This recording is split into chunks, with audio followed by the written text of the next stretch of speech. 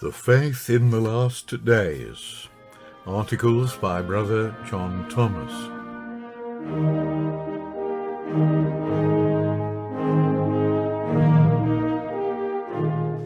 Chapter 9. The Day of Atonement. Behold, now is the time of acceptance. Now is the day of salvation. The Day of Atonement, its numerous sacrifices, and the various rites enjoined, all deserve our most careful attention, not only from the supreme importance attached to them under the Mosaic law, but from their frequent mention in the New Testament, and from their typical bearing on the events of our own time, or those which will shortly come to pass. By the Jews it is called emphatically the Day. It is the day of condemning, avenging, and covering of sin. Yom HaKippurim, a day of coverings. On it the sins of the whole Jewish nation are covered over. On it the high priest performed all the functions of ordinary priests. And on this day only he entered the Holy of Holies, or the most holy chamber or division of the temple beyond the veil. This day was considered as a Sabbath or rest, a festival, and the strictest of fasts, and it concentrated in itself the solemnities proper to each of these, and it had a longer period of preparation preceding it than any other holy day required. The high priest performed all those services appointed for the tabernacle, the daily, the sabbatical, and the festival services, as well as those peculiar to this day, and he finished by reading to the people. Tisri was the first month of the civil year, and the 7th of the ecclesiastical year, and the 10th of Tisri was the Day of Coverings, termed in the English version the Day of Atonement. From the 1st to the 7th are called Days of Conversion, because in them they turn to Yahweh in preparation for the truth. The 8th and 9th were styled Terrible Days. On these they clothed themselves with sackcloth and began to afflict their souls. At sunset on the 9th Tisri, the fast began. No food was allowed, except in cases of extreme necessity, and even then the quantity was limited to what a date shell could hold. 7 days before the fast, the high priest took up his abode in the temple, purifying himself and practicing those various sacrifices and other offices on the 10th. On the 9th he fed sparingly, concluding before sunset. During the night he was attended by the younger priests, who read to him, and prevented his sleeping, lest his dreams should be unholy. Others watched for the approach of the day, and at the first streak of dawn they roused the high priest to the arduous duties of the day. There were 15 victims which he must slay, divide, wash, and offer in sacrifice, as far as possible with his own hands. He must wash his whole body 5 times, wash his hands and feet 10 times, and change his garments 6 times during the day, and the fast must be as strictly observed by him as by the rest of the people.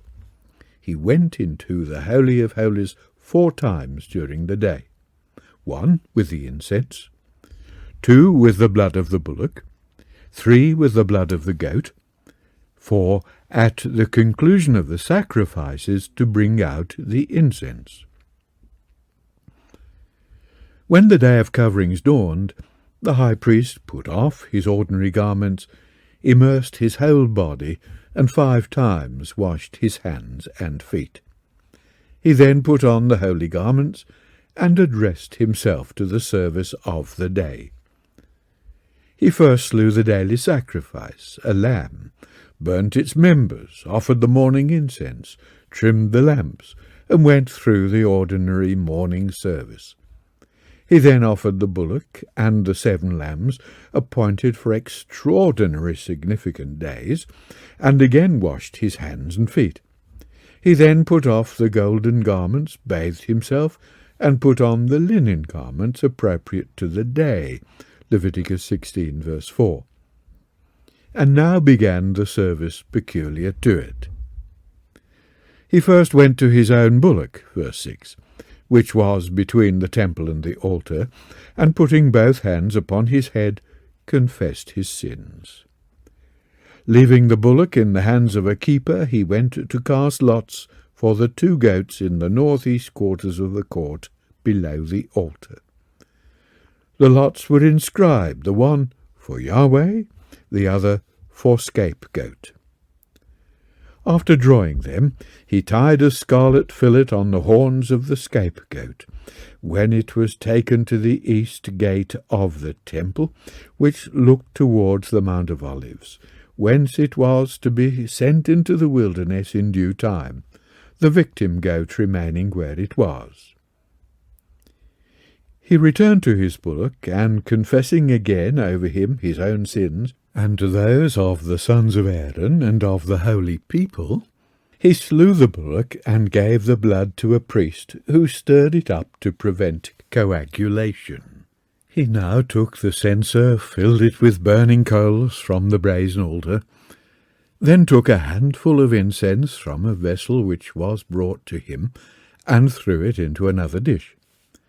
He took the censer of coals in his right hand, the dish of incense in his left, and entering the first time into the Holy of Holies through the veil, placed the burning censer in front of the Ark of the Covenant, poured the incense into his hand, scattered it on the coals, waited till the place was filled with smoke, and then came out backwards, his face being towards the Ark.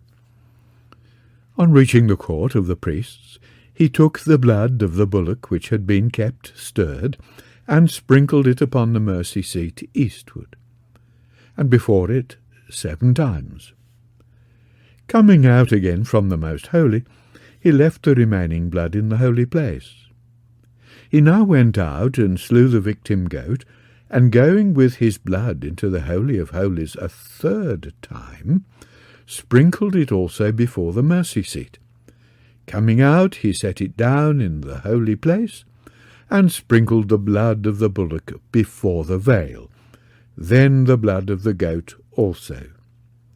He then mingled both bloods in one vessel, and sprinkled the golden altar and vessels of the sanctuary, and going out, poured the remaining blood under the brazen altar. These things transacted, he next sent away the scapegoat, having laid his hands on his head, and confessed the sins of the people.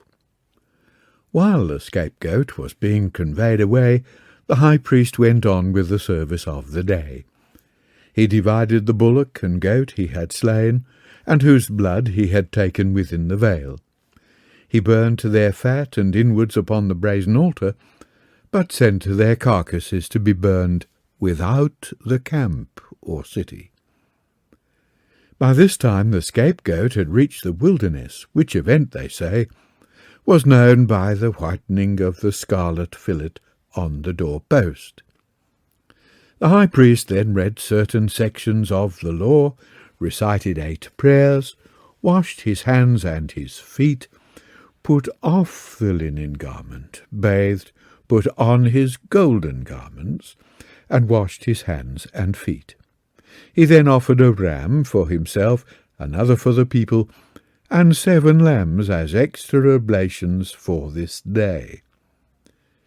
At length he offered the daily evening sacrifice, washed his hands and feet, put off the golden garments, bathed, put on the linen garments, washed his hands and his feet, and going a 4th time into the Holy of Holies, brought out the censer and the dish which he had left there at the beginning of the service of the day. Washing his hands and feet, he put off the linen garments, bathed, put on the golden garments, washed his hands and feet, offered the evening incense, and trimmed the lamps.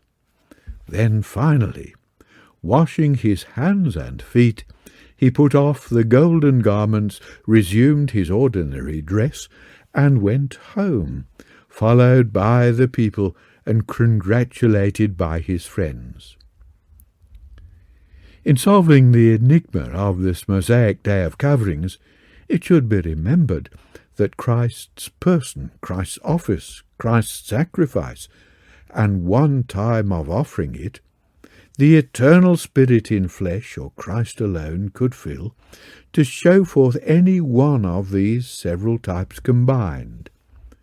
And as each type requires its own time, there must be for each one of Christ's offices several times in the types.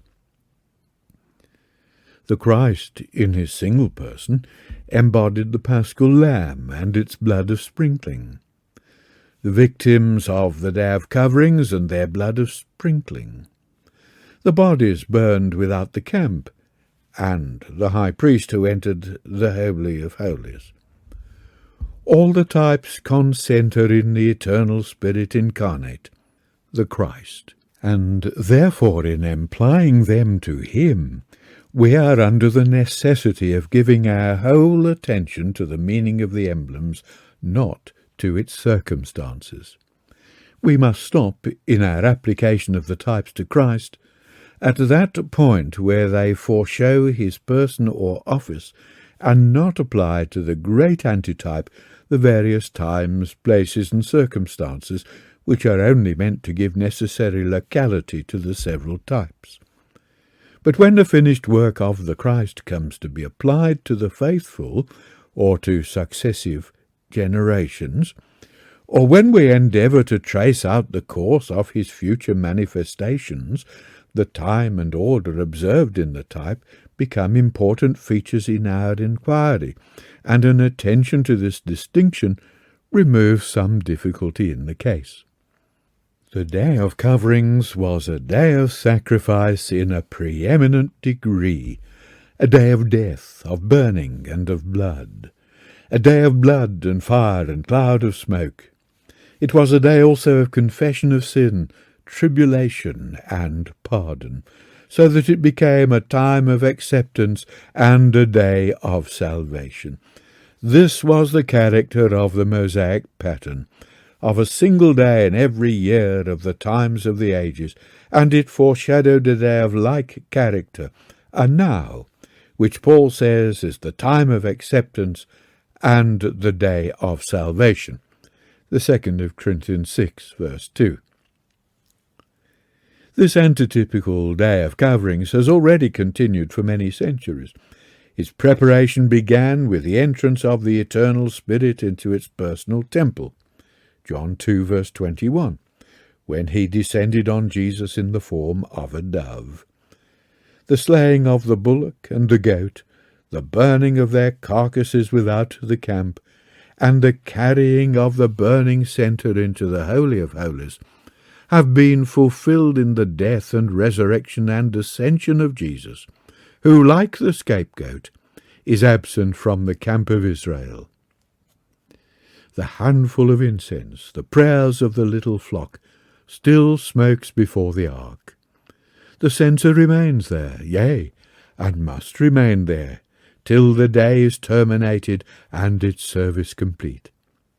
While it is smoking before the ark, blood flows and the fire burns. Sin has been condemned in the flesh, and the household or sanctuary of the eternal Spirit reconciled.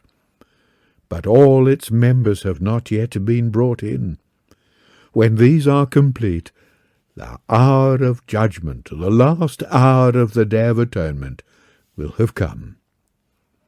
The law will then be proclaimed from Zion by the high priest in his golden garments. The Jubilee trumpet will sound, and Israel shall return. In this terrible crisis, Babylon falls, the harvest is reaped, the vintage gathered, the winepress trodden, and the times of the Gentiles fulfilled. Their kingdoms become the kingdoms of Yahweh. Israel is pardoned, the nations blessed in Abraham and his seed, the Day of Atonement consummated, and the Feast of Tabernacles, the feast of the 15th of Tisri, inaugurated to the joy of all the earth.